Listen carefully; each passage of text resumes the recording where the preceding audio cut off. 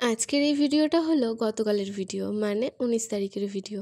আপনাদেরকে তো এর আগের ভিডিওতে আমি বলেইছিলাম যে আমার ফাইনালি 8 মাস কমপ্লিট হয়ে 9 মাসে পড়ে গেছে। আর তার জন্যই হেলথের থেকে আমার লাস্ট চেক আপটা বাড়িতেই করাতে আসার কথা ছিল, তো সেটাই আমাকে করাতে এসেছে, তো সেটাই আপনাদেরকে এই ভিডিওতে শেয়ার করব।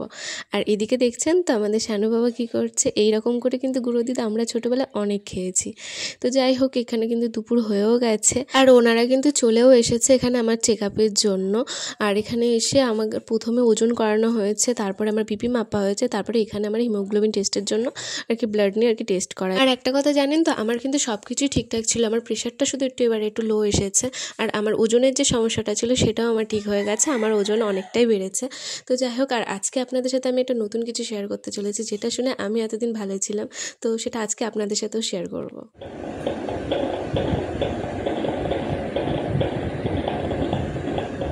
হ্যাঁ, এটা হচ্ছে আমার বেবির হার্টবিট, যেটা শোনার জন্য আমি প্রত্যেকবার খুব এক্সাইটেড থাকি। আর আজকে আপনাদের সাথেও শেয়ার করলাম। আর আমার চেক আপের পর তারা বললো যে আর বেশি দিনের অপেক্ষা আর করতে হবে না আমাকে, খুব তাড়াতাড়ি আমার বেবি আমার কাছে আসতে চলেছে। এবার শুধু সেই দিনের অপেক্ষায় আছি আমি। তারপর আর কি এখানে বাবা আর মা একটু নিজেদের প্রেশারটা একটু চেক করে নিচ্ছে। দুজনে যেহেতু হাই প্রেশার, ওর জন্য তারাও একটু মেপে নিল এখান দিয়ে।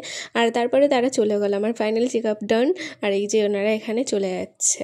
তারপর দুপুরবেলা খাওয়া দাওয়ার পরে হঠাৎ করে আমার বরের ইচ্ছা হচ্ছে তারা পিকনিক করবে, ওর জন্য এখানে হুট করে প্ল্যানিং হওয়া পিকনিক দিয়ে আজকে এই সন্ধ্যাটা তারা কাটালো। আর এখানে দেখছেন তো, যারা ঝাল খেতে পারে না তারা যে এমনভাবে খেতে পারে সেটা কিন্তু সত্যি কল্পনার বাইরে ছিল। এখানে মাংসের মধ্যে মিষ্টির রস মিশিয়ে খাচ্ছে, সেটা নাকি তার খুব ভালোও লেগেছে। তো যাই হোক, ওরা এখানে পিকনিক করতে থাকুক। আর আপনাদের ভিডিওটা কেমন লাগলো অবশ্যই কিন্তু কমেন্ট করে জানাতে ভুলবেন না। তো সবাই ভালো থাকবেন, সুস্থ থাকবেন, দেখা হবে নেক্সট ভিডিওতে।